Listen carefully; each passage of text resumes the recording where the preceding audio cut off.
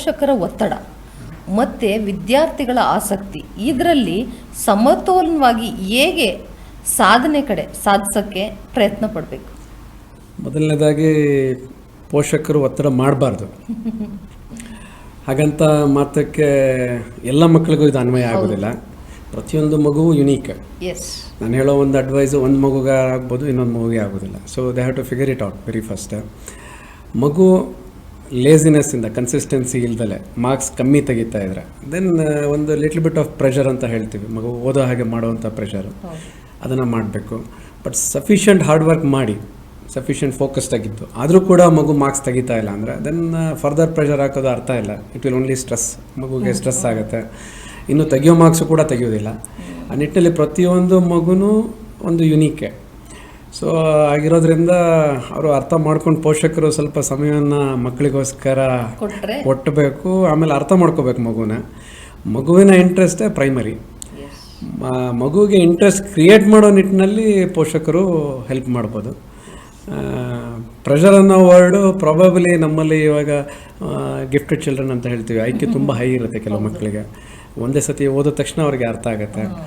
So ಅಂಥ ಮಕ್ಕಳು ಒಂದೊಂದ್ಸತಿ lazy ಬರ್ತಾರೆ, they will not be consistent, every day hard work ಮಾಡ್ತಾ ಇರೋದಿಲ್ಲ. ಅವರಿಗೆ little bit of pressure is required. ಸ್ವಲ್ಪ ಪ್ರೆಷರ್ ಹಾಕಿದ್ರೆ ಇನ್ನೂ ಚೆನ್ನಾಗಿ ಪರ್ಫಾರ್ಮ್ ಮಾಡ್ತಾರೆ, ರಿಸಲ್ಟ್ಸ್ ಬರುತ್ತೆ.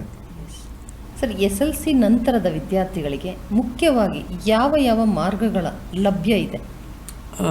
SSLC ಆದಮೇಲೆ ಸೈನ್ಸ್ ಸ್ಟ್ರೀಮ್ ಇದೆ, ನಮ್ಮಲ್ಲೇ ಕಾಮರ್ಸ್ ಸ್ಟ್ರೀಮ್ ಇದೆ, ಆರ್ಟ್ಸ್ ಕೂಡ ಅವೈಲಬಲ್ ಇದೆ, PUC ಆರ್ಟ್ಸ್. ಆಮೇಲೆ ದೆನ್ ಜಾಬ್ ಓರಿಯೆಂಟೆಡ್ ಕೋರ್ಸ್ಗಳಂತ ಹೇಳ್ತೀವಿ, ITI ಇರ್ಬೋದು, ಡಿಪ್ಲೊಮೊ ಇರ್ಬೋದು. ಇದು ಬಿಟ್ಟು ಕೂಡ there are vocational courses. Then ಈ ಮೆಡಿಕಲ್ ಇದರಲ್ಲಿ ಇವಾಗ ತುಂಬ ವೇಗವಾಗಿ ಜಾಬ್ ಆಪರ್ಚುನಿಟೀಸ್ಗಳು ಅವೈಲಬಲ್ ಇದೆ. ಈ DMLT ಕೋರ್ಸ್ಗಳು ಅಂತ ಹೇಳ್ತೀವಿ, ಪ್ಯಾರಾಮೆಡಿಕಲ್ ಬೋರ್ಡಿಂದ DMLT ಕೋರ್ಸಸ್ಗಳಿದೆ, ಅದನ್ನು ಕೂಡ ಅವರು ತಗೋಬೋದು. ಈ PUC, ಡಿಪ್ಲೊಮೊ, ITI ಈ ಮೂರುಗಳಲ್ಲಿ ವಿದ್ಯಾರ್ಥಿಗಳಿಗೆ ಅರ್ಥ ಆಗಬೇಕಂದ್ರೆ ವ್ಯತ್ಯಾಸ ಏನು ಸರ್? ಡಿಪ್ಲೊಮೊ ಮತ್ತು ವೊಕೇಶ್ನಲ್ ITI ಕೋರ್ಸ್ಗಳು they are basically job oriented ಕೋರ್ಸ್ಗಳು. ಇದು depends on their interest as well. ಯಾರಿಗಾದರೂ ಜಾಬಿನ ನೆಸೆಸಿಟಿ ಇದ್ದರೆ and that becomes their primary focus ಇತ್ತು ಅಂದರೆ, ಸೊ ಅವರು ಈ ಕೋರ್ಸ್ಗಳನ್ನ, ಡಿಪ್ಲೊಮೊ ಕೋರ್ಸ್ಗಳನ್ನ ಅವರು ಆಯ್ಕೆ ಮಾಡ್ಬೋದು. ಇತ್ತೀಚೆಗೆ ಮಕ್ಕಳು ಡಿಪ್ಲೊಮೊ ಕೋರ್ಸ್ಗಳನ್ನ ಆಯ್ಕೆ ಮಾಡ್ತಾ ಇದ್ದಾರೆ, ಯಾಕಂದರೆ ಡೈರೆಕ್ಟ್ ಇಂಜಿನಿಯರಿಂಗಲ್ಲಿ ಡಿಪ್ಲೊಮೊ ಆದಮೇಲೆ ಸೆಕೆಂಡ್ ಇಯರ್ಗೆ ಜಾಯ್ನ್ ಆಗ್ತಾರೆ. ಸೊ PUCಗಿಂತ ಸ್ವಲ್ಪ ಈಸಿಯರ್ ಏನು ಇಂಜಿನಿಯರಿಂಗ್ ಸೀಟ್ಗಳು ಒಳ್ಳೊಳ್ಳೆ ಕಾಲೇಜಲ್ಲಿ ತಗೊಳ್ಳೋ ಅನ್ನೋದು. ಸೊ ಆ ನಿಟ್ಟಿನಲ್ಲೂ ಇವತ್ತು ತೊಗೊತಾ ಇದ್ದಾರೆ.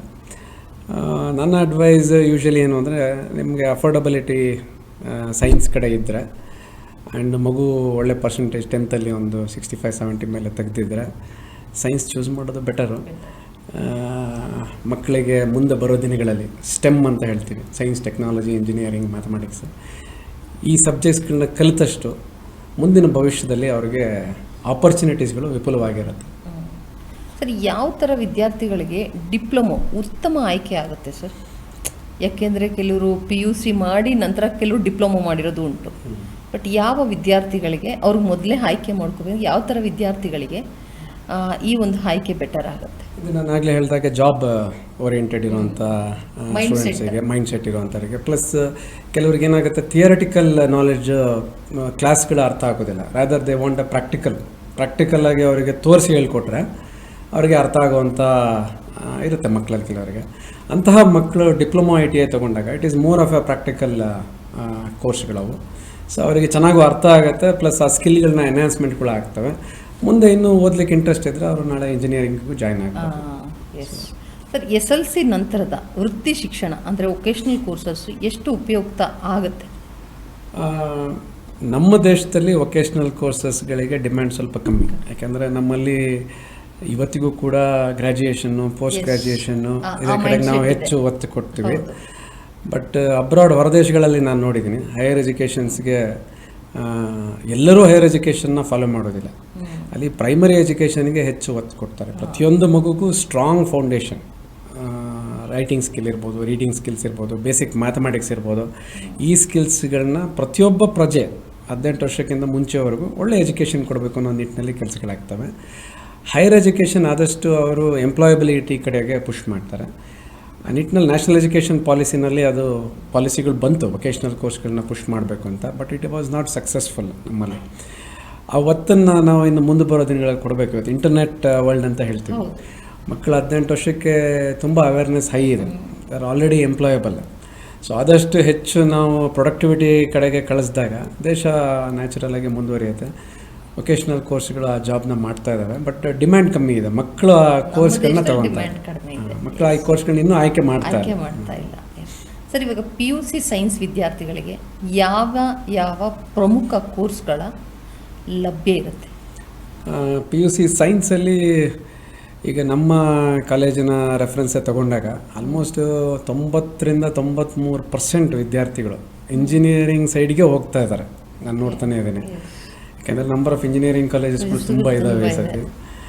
ಪ್ಲಸ್ ಅದರಲ್ಲಿ ಅರೌಂಡ್ ಒಂದು 75% ಕಂಪ್ಯೂಟರ್ ರಿಲೇಟೆಡ್ ಕೋರ್ಸ್ಗಳಿಗೆ ಹೋಗ್ತಾ ಇದ್ದಾರೆ. ಅಂದರೆ ಜಾಬ್ ಮಾರ್ಕೆಟ್ ಹೈ ಇದೆ. ನಾನೇ IT ಫೀಲ್ಡಿಂದ ಬಂದಿರೋದ್ರಿಂದ ಈ ಔಟ್ಸೋರ್ಸಬಲ್ ಜಾಬ್ಸ್ ಅಂತ ಹೇಳ್ತೀವಿ. ಇನ್ನು ಹೈ ಕಾಸ್ಟ್ ಸೆಂಟರ್ಸ್ ಕಂಟ್ರೀಸ್ಗಳಿದೆ, ಅವರು ಜಾಬ್ಸ್ಗಳನ್ನ ನಮ್ಮಂಥ ದೇಶಗಳಿಗೆ ಔಟ್ಸೋರ್ಸ್ ಮಾಡ್ತಾರೆ.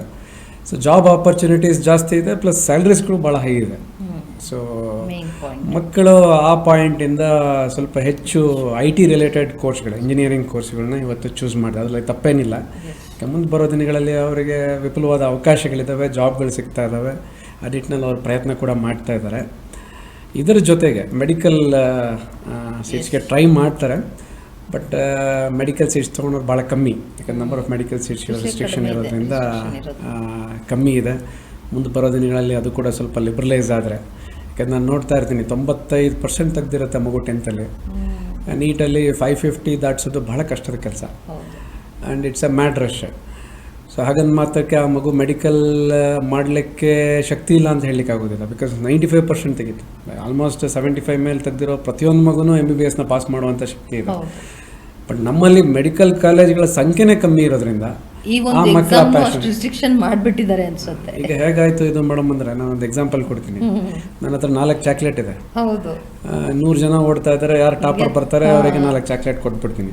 ಆ 100 ಜನದ ಬದಲು ಇವಾಗ 25,000 ಜನ ಹುಡುಗರು ಓಡ್ತಾ ಇದ್ದಾರೆ 4 ಚಾಕ್ಲೇಟಿಗೆ ಅಂದಾಗ. ನಾನು ನಂಬರ್ ಆಫ್ ಚಾಕ್ಲೇಟ್ ರೈಸ್ ಮಾಡೋದು ಬಿಟ್ಟು ಆ 100 ಮೀಟರ್ ರೇಸ್ನ 30 ಕಿಲೋಮೀಟ್ರು ಮ್ಯಾರಥಾನ್ ಮಾಡಿಬಿಡ್ತೀನಿ, ಯಾಕಂದರೆ ಕಮ್ಮಿ ಆಗಲಿ ಅಂತ. ಈ ನಮ್ಮ ಕಥೆನೂ ಹಾಗೆ ಆಗಿದೆ. ಇಲ್ಲಿ ಮೆಡಿಕಲ್ ಮಾಡುವಂಥ ಮಕ್ಕಳು ಬಹಳಷ್ಟು ಇದ್ದಾರೆ. ಅವ್ರಿಗೆ ಡಾಕ್ಟ್ರ್ ಆಗಬೇಕು ಅನ್ನೋ ಒಂದು ಕನಸಿದೆ. ನಂಬರ್ ಆಫ್ ಮೆಡಿಕಲ್ ಕಾಲೇಜಸ್ನ ಜಾಸ್ತಿ ಮಾಡ್ದಲೆ ಎಕ್ಸಾಮ್ನೇ ಕಬ್ಬಿಣದ ಕಡಲೆ ಮಾಡಿಬಿಟ್ಟಿದ್ವಿ ನಾವು. ನೀಟ್ ಎಕ್ಸಾಮಿನೇಷನ್ ಅಂತ ಒಂದು ನಾವು ಬಿಲ್ಡ್ ಮಾಡಿ ಅದನ್ನು ಕಬ್ಬಿಣದ ಕಡಲೆ ಮಾಡಿದ್ವಿ. ನನ್ನ ಮುಂದೆ ಬರೋ ದಿನಗಳಲ್ಲಿ ನಾನು ಹೇಳೋದು ಮೆಡಿಕಲ್ ಕಾಲೇಜಸ್ಗಳು ರೈಸ್ ಆಗಬೇಕು. ನಂಬರ್ ಆಫ್ ಡಾಕ್ಟರ್ಸ್ ನಮ್ಮ ಪಾಪ್ಯುಲೇಷನ್ ರೇಷಿಯೋ ಪ್ರಕಾರ ಕಮ್ಮಿ ಇದೆ, ಅದು ಹೆಚ್ಚಾಗಬೇಕು. ಆ ನಿಟ್ಟಿನಲ್ಲಿ ಕೆಲಸಗಳಾಗಬೇಕು.